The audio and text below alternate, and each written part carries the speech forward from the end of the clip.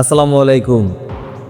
এদিকে আজ ঢাকায় হালকা বৃষ্টি হতে পারে বলে জানিয়েছে আবহাওয়া অধিদপ্তর। সেই সঙ্গে দিনের তাপমাত্রা সামান্য বৃদ্ধি পেতে পারে।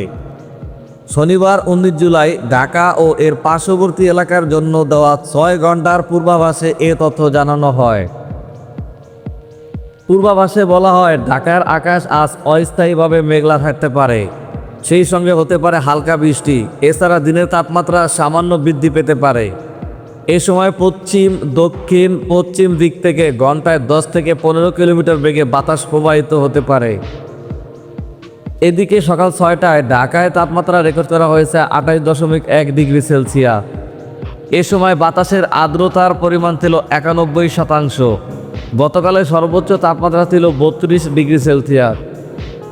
এদিকে সবশেষ সারা দেশের জন্য দেওয়া 120 ঘন্টার পূর্বাভাসে বলা হয়েছে, আজ রংপুর, ময়মনসিংহ, চট্টগ্রাম, সিলেট বিভাগের অনেক জায়গায় এবং রাজশাহী, ঢাকা, খুলনা ও বরিশাল বিভাগের কিছু জায়গায় অস্থায়ীভাবে দমকা হাওয়া সহ হালকা থেকে মাঝারি ধরনের বৃষ্টি অথবা বজ্রসহ বৃষ্টি হতে পারে।